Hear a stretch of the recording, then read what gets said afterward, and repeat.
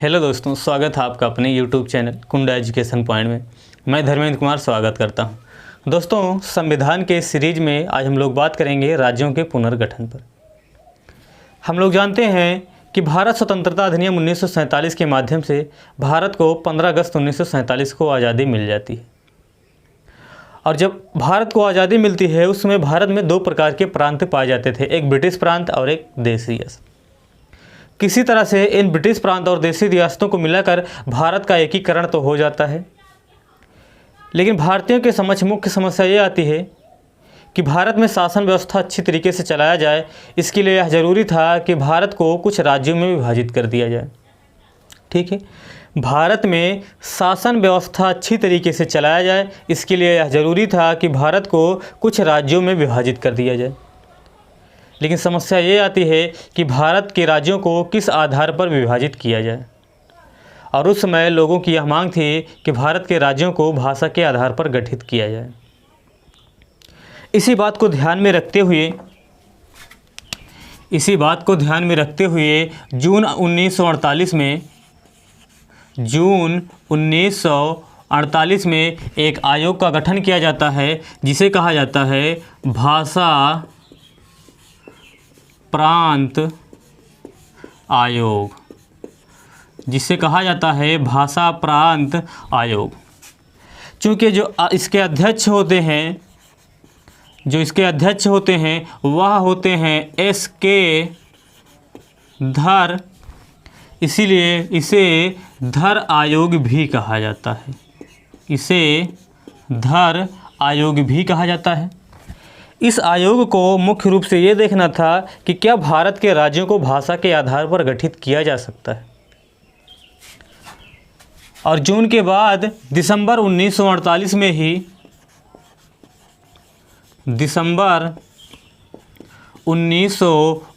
में ही इस भाषा प्रांत आयोग का रिपोर्ट आ जाता है, और रिपोर्ट में ये कहा जाता है कि वास्तव में भारत के राज्यों को भाषा के आधार पर गठित नहीं किया जा सकता है। इसमें यह कहा जाता है कि भारत के राज्यों को भाषा के आधार पर गठित नहीं किया जा सकता। लेकिन लोगों की ज़्यादा से ज़्यादा मांग यही होती है कि भारत के राज्यों को भाषा के आधार पर गठित किया जाए। इसी बात को ध्यान में रखते हुए 1948 में ही एक समिति का गठन किया जाता है, जिसे कहा जाता है JBP समिति। ध्यान दीजिएगा, ये JBP समिति का मतलब ये है, इसके सदस्य होते हैं एक जवाहरलाल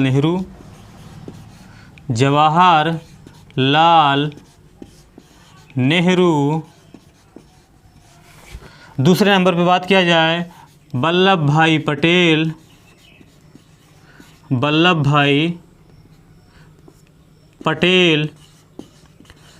अब P से बात किया जाए तो ये थे पट्टाभी सीतारमैया। ठीक है, ये थे इसके सदस्य। और 1948 के बाद अप्रैल 1949 में इस आयोग का भी रिपोर्ट आ जाता है। कहने का मतलब ये है कि अब जो है JBP समिति का भी रिपोर्ट जो है 1949 में आ जाता है, और इस रिपोर्ट में भी यही कहा जाता है कि वास्तव में भारत के राज्यों को भाषा के आधार पर गठित नहीं किया जा सकता। परिणामतः अब ये तो तय था कि भारत के राज्यों को भाषा के आधार पर गठित नहीं किया जाएगा। और हम लोग जानते हैं कि हमारा संविधान जो है वह 26 जनवरी 1950 को लागू हो गया। अब जब 26 जनवरी 1950 को लागू हो गया, इसका मतलब ये है कि राज्यों के लिए कुछ न कुछ प्रावधान तो करना ही था। इसी बात को ध्यान में रखते हुए जब 26 जनवरी 1950 को हमारा संविधान लागू हो गया, तो हमारे संविधान में राज्यों को A, B, C और D के रूप में विभाजित करके लागू कर दिया गया था। इसमें कुल मिला के 9 राज्यों को शामिल किया गया था, इसमें भी 9 राज्यों को शामिल किया गया था, इसमें 10 राज्यों को, इसमें 1। इस प्रकार कुल मिला के 29 राज्यों को भाग 7 में ABCD के रूप में विभाजित कर दिया गया था। हमारा संविधान लागू हो जाता है, लेकिन फिर भी लोगों की मांग यही होती है कि भारत के राज्यों का गठन जो किया जाए वह भाषा के आधार पर गठित किया जाए। सरकार तो मानती नहीं है, राज्यों का गठन भी हो गया था A, B, C और D के रूप में। लेकिन धीरे धीरे ये स्थिति जो है काफ़ी बढ़ती चली जाती है, यह स्थिति जो है काफ़ी बढ़ती चली जाती है और 1952-53 आते आते यह स्थिति चरम पर पहुंच जाती है। और उस समय जो मद्रास हुआ करता था, ये जो ऊपर वाले भाग में तेलुगु भाषा बोले जाते हैं, वहाँ के जो एक नेता होते हैं पोट्टी श्री रामलू,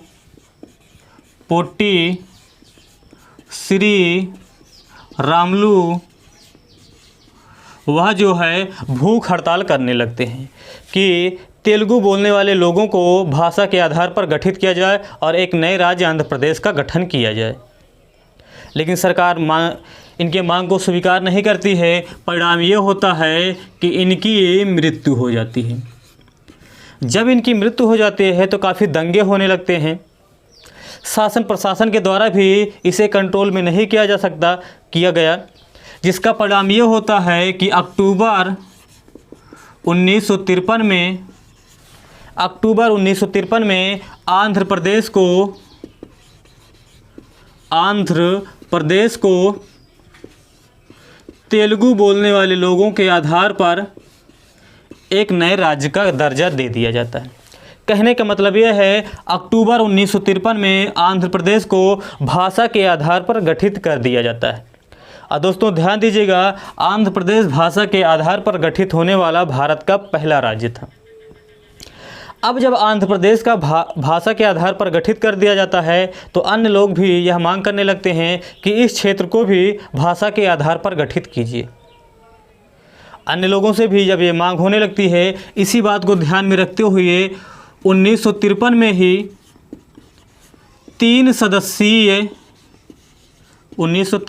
ही 3 सदस्यीय एक आयोग का गठन किया जाता है। 3 सदस्यीय एक आयोग का गठन किया जाता है जिसे कहा जाता है राज्य पुनर्गठन आयोग। 1953 में राज्य पुनर्गठन आयोग का गठन किया जाता है। इसके जो अध्यक्ष होते हैं वह होते हैं डॉक्टर फजल अली होते हैं, इसलिए इस आयोग को फजल अली आयोग के नाम से भी जाना जाता है। इसके जो अन्य सदस्य होते हैं वह होते हैं के एम पणिकर एवं हृदयनाथ कुंजरू।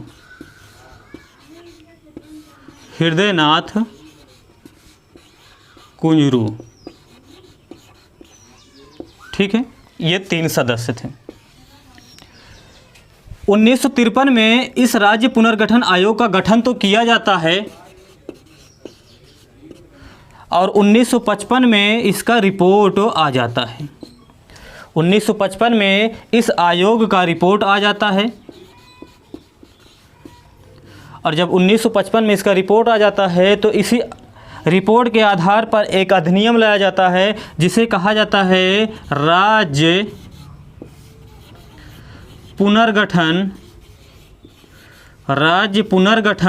अधिनियम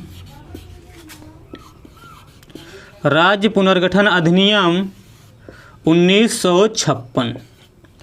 और राज्य पुनर्गठन अधिनियम 1956 के माध्यम से ही भारत के राज्यों को भाषा के आधार पर गठित किया जाता है और इसमें कुल 14 राज्य एवं 6 केंद्र शासित प्रदेश बनाए जाते हैं। 14 राज्य एवं 6 केंद्र शासित प्रदेश बनाए जाते हैं। लेकिन हम लोग जानते हैं कि वर्तमान समय में कुल 28 राज्य और 8 केंद्र शासित प्रदेश पाए जाते हैं। तो अब हम लोग देखेंगे कि ये 14 राज्य से कैसे 28 राज्य हुए और 6 केंद्र शासित प्रदेश से कैसे 8 केंद्र शासित प्रदेश हुए। ध्यान से समझिएगा दोस्तों, अगर ये पूछा जाए क्या वर्तमान समय में जो राज्यों का गठन किया गया है भाषा के आधार पर किया गया है, तो हम लोग कहेंगे हाँ, अधिकांश जो राज्यों का गठन किया गया है वह भाषा के आधार पर ही किया गया है। तो चलिए इसको एक बार मिटा देते हैं, उसके बाद देखेंगे कि कैसे 14 राज्य से 28 राज्य हुए और कैसे 6 केंद्र शासित प्रदेश से 8 केंद्र शासित प्रदेश हुए हैं। ठीक है दोस्तों, चलिए जिसको स्क्रीनशॉट लेना है थोड़ा ले लीजिए, उसके बाद इसको मिटाकर आगे बढ़ते हैं। तो हम लोगों ने देखा कि राज्य पुनर्गठन अधिनियम 1956 के माध्यम से कुल 14 राज्य प्लस 6 केंद्र शासित प्रदेश बनाए गए। अब देखेंगे 14 से ये कैसे 28 पहुंचा और ये जो है कैसे 8 पहुंचा। तो चलिए शुरू करते हैं। 1956 में, एक बार इसको फिर लिख लेते हैं, 1956 में 14 राज्य और 6 केंद्र शासित प्रदेश थे। ठीक है, लेकिन बाद में मांग हुआ, तब 1960 में एक नए राज्य का गठन किया गया जिसे कहा जाता है गुजरात। और इस गुजरात को बॉम्बे को काटकर एक नया राज्य बनाया गया गुजरात, जो भारत का बनने वाला 15वां राज्य था। ठीक है दोस्तों, उसके बाद 1960 के बाद 1963 में एक नए राज्य का गठन किया गया जिसका नाम है नागालैंड। और यह जो है भारत का बनने वाला 16वां राज्य था। ठीक है दोस्तों, और उसके बाद बात किया जाए तो 1966 में यह जो पंजाब वाला भाग था, पंजाब के हिंदी भाषा बोलने वाले लोगों को काट कर एक नया राज्य बनाया गया जिसे कहा जाता है हरियाणा। ठीक है दोस्तों, और हरियाणा जो बनने वाला राज्य था वह था 17वां राज्य। ठीक है दोस्तों, अब 1966 के बाद 1971 में जो हिमाचल प्रदेश हुआ करता था, पहले केंद्र शासित प्रदेश हुआ करता था, बाद में इसे पूर्ण राज्य का दर्जा दे दिया गया। इसका मतलब ये है कि हिमाचल प्रदेश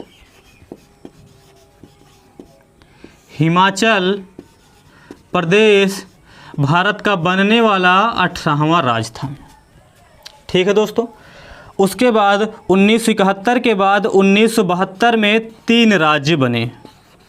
1972 में 3 राज्य बने, एक मणिपुर, दूसरे नंबर पे बात किया जाए त्रिपुरा, तीसरे नंबर पे बात किया जाए तो आपका ये मेघालय। ठीक है दोस्तों, मणिपुर, त्रिपुरा और मेघालय, ये भारत का बनने वाला 19वां राज्य था, ये भारत का बनने वाला 20वां राज्य था और ये भारत का बनने वाला 21वां राज्य था। ठीक है दोस्तों, और हम लोग जानते हैं कि 36वें संविधान संशोधन 1975 के माध्यम से सिक्किम को भी भारत का पूर्ण राज्य का दर्जा दे दिया गया और इस प्रकार सिक्किम भारत का बनने वाला 22वां राज्य था। ठीक है दोस्तों, अब 1975 के बाद 1987 में 3 राज्य बने। 1987 में 3 राज्य बने। अब देखते हैं कि 1987 में कौन कौन से 3 राज्य बने। पहला बना मिजोरम,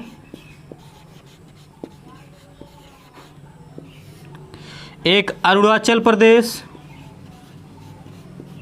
मिजोरम, अरुणाचल प्रदेश, इतना ही समझ लीजिएगा। और एक जो गोवा पहले केंद्र शासित प्रदेश हुआ करता था, इसे भी भारत का राज्य बना दिया गया और ये बनने वाला आपका 23वां राज्य था, ये बनने वाला आपका 24वां राज्य था और ये बनने वाला आपका 25वां राज्य था। ठीक है दोस्तों, चलिए उसके बाद की बात किया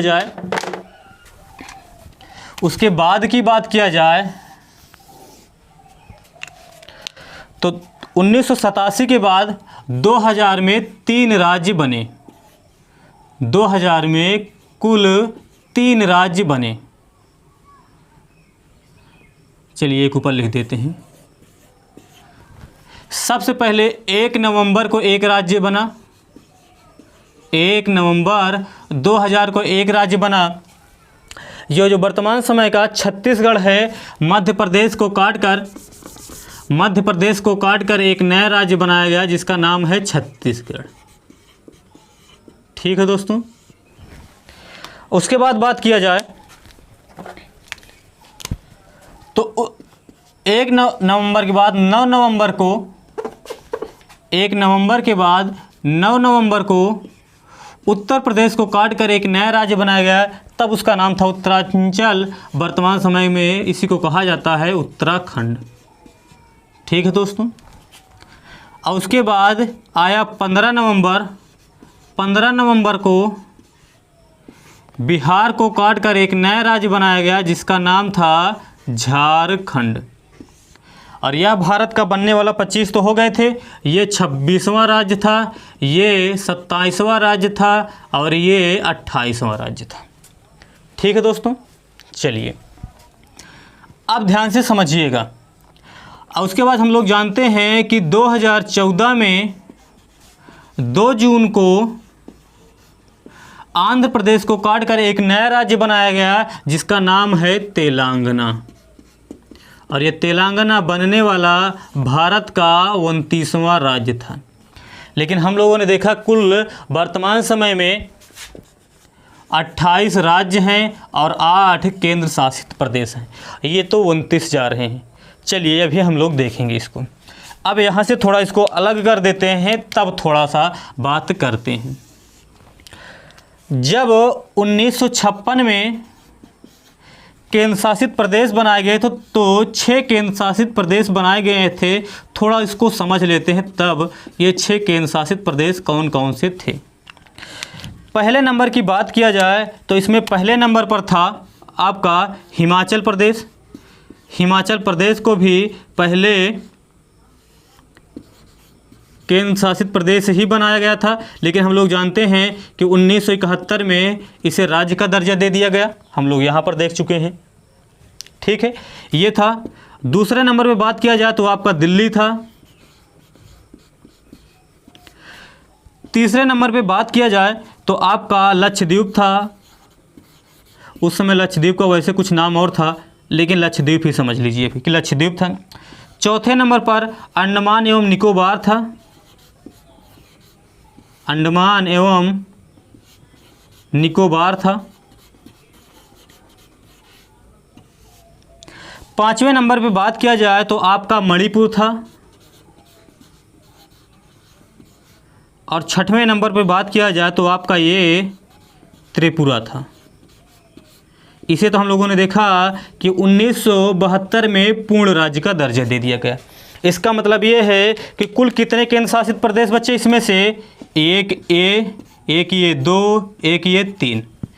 अब बात करें केंद्र शासित प्रदेश तो 3 ही बचे, तब ये 8 कैसे हैं वर्तमान समय में, यहाँ पर चलते हैं। ठीक है दोस्तों, चलिए ध्यान से समझिएगा। 1962 में एक नया केंद्र शासित प्रदेश आया जिसे कहा जाता है दादर एवं नगर हवेली। क्या कहा जाता है? दादर एवं नगर हवेली। ठीक है दोस्तों, ये हो गया। सॉरी, इसको थोड़ा मिटा देते थे, थोड़ा गलती हो गया।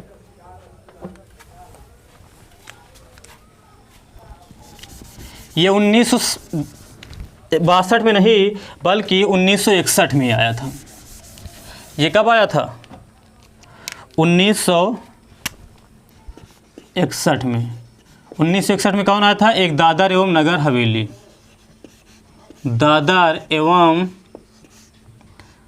नगर हवेली ये आ गया 61 में। और 62 में 2 केंद्र शासित प्रदेश और आ गए। 1962 में 2 केंद्र शासित प्रदेश और आ गए। एक दमन एवं दीव था। एक दूसरे नंबर पे बात किया जाए तो 1962 में ही एक केंद्र शासित प्रदेश और आ गया था जिसे कहा जाता है पुदुचेरी। क्या कहा जाता है?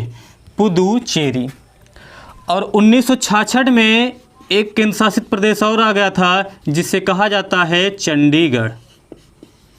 अब ध्यान से समझिएगा, 3 तो यहाँ पर हैं और ये चौथा आ गया और ये जो है 5वां आ गया और ये जो है 6ठा आ गया और ये जो है 7वां आ गया।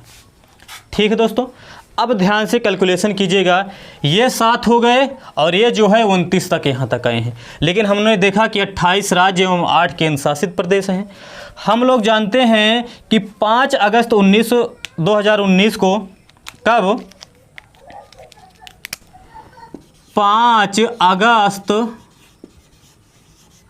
2019 को राष्ट्रपति ने एक अध्यादेश के माध्यम से अनुच्छेद 370 को समाप्त कर दिया गया और उसे समाप्त करके 2 केंद्र शासित के रूप में उसे बना दिया। क्या बना दिया? 2 केंद्र शासित प्रदेश बना दिए। और केंद्र शासित प्रदेश बनने वाले कौन कौन से थे? एक तो था 2019 में, कौन कौन बने? 2। एक तो जम्मू कश्मीर,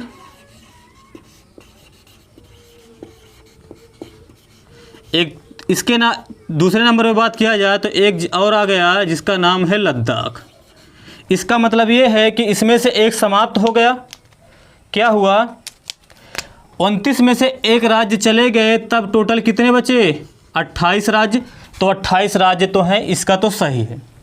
ठीक है दोस्तों, लेकिन इसकी बात किया जाए तो ये तो 8 हो गए और ये 9 हो गया, तब टोटल केंद्र शासित प्रदेश हो रहे हैं 9। लेकिन यहाँ पर हम लोग देख रहे हैं कि वर्तमान समय में कुल कितने हैं? 8। तो हम लोग जानते हैं दोस्तों कि 2020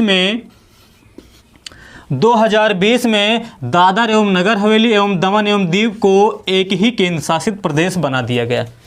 इस दमन एवं दीव को दादर एवं नगर हवेली में मिला दिया गया। इसका मतलब ये है कि 9 में से एक कम हो गया, तब कितने बचे? 8।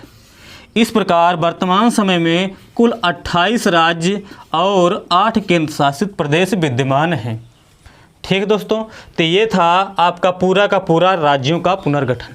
और भी 1-2 चीज़ें हैं लेकिन वो आपके इम्पॉर्टेंट नहीं है, क्योंकि जब 1962 में गोवा को भी केंद्र शासित प्रदेश बनाया जाता है लेकिन बाद में उसे पूर्ण राज्य का दर्जा दे दिया जाता है, तो कोई मतलब है नहीं।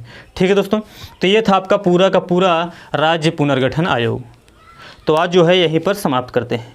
तो वीडियो कैसा लगा कमेंट करके ज़रूर बताइएगा। इसे ज़्यादा से ज़्यादा लाइक कीजिएगा, शेयर कीजिएगा और चैनल को सब्सक्राइब करके बेल आइकन की घंटी ज़रूर बजा दीजिएगा, ताकि जब भी वीडियो अपलोड किया जाए तो उसकी नोटिफिकेशन आपको मिल जाए। धन्यवाद।